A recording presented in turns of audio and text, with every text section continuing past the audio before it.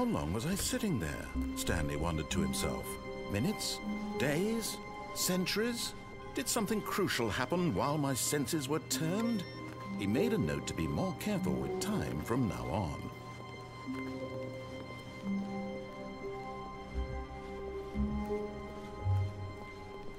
When Stanley came to a set of 2 open doors, he entered the door on his left.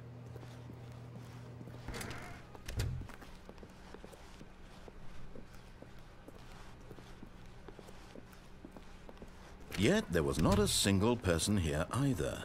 Feeling a wave of disbelief, Stanley decided to go up to his boss's office. Hoping he coming to a staircase, Stanley walked upstairs to his boss's office. But Stanley just couldn't do it. He considered the possibility of facing his boss. Admitting he had left his post during work hours, he might be fired for that.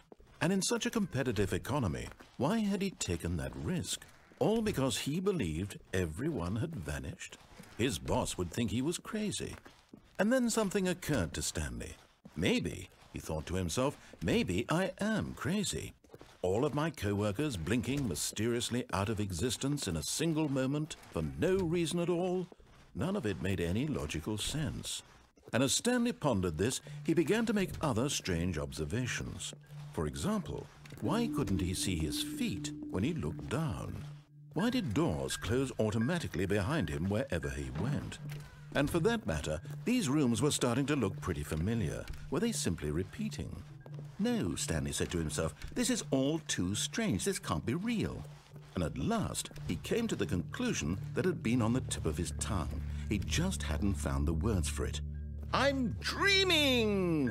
he yelled. "This is all a dream."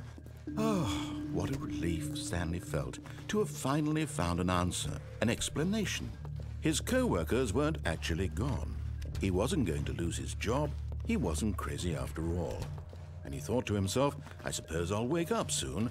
I'll have to go back to my boring real-life job pushing buttons. I may as well enjoy this while I'm still lucid. So he imagined himself flying and began to gently float above the ground. Then he imagined himself soaring through space on a magical starfield, and it too appeared. It was so much fun, and Stanley marveled that he had still not woken up. How was he remaining so lucid? And then perhaps the strangest question of them all entered Stanley's head. One he was amazed he hadn't asked himself sooner. Why is there a voice in my head dictating everything that I'm doing and thinking? Now the voice was describing itself being considered by Stanley, who found it particularly strange. I'm dreaming about a voice describing me, thinking about how it's describing my thoughts, he thought. And while he thought it all very odd and wondered if this voice spoke to all people in their dreams, the truth was that, of course, this was not a dream. How could it be? Was Stanley simply deceiving himself, believing that if he's asleep, he doesn't have to take responsibility for himself? Stanley is as awake right now as he's ever been in his life. Now, hearing the voice speak these words was quite a shock to Stanley. After all, he knew for certain, beyond a doubt, that this was in fact a dream. Did the voice not see him float and make the magical stars just a moment ago? How else would the voice explain all that? This voice was a part of himself too. Surely, if he could just... He would prove it. He would prove that he was in control, that this was a dream. So he closed his eyes gently, and he invited himself to wake up. He felt the cool weight of the blanket on his skin, the press of the mattress on his back, the fresh air of a world outside this one. Let me wake up, he thought to himself. I'm through with this dream. I wish it to be over. Let me go back to my job. Let me continue pushing the buttons. Please, it's all I want. I want my apartment, and my wife, and my job. All I want is my life exactly the way it's always been. My life is normal. I am normal. Everything will be fine. I am okay.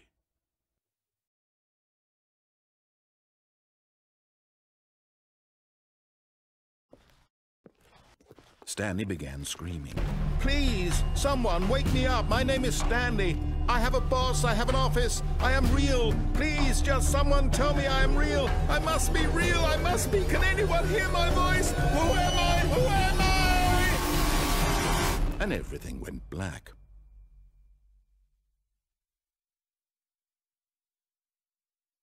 This is the story of a woman named Mariella.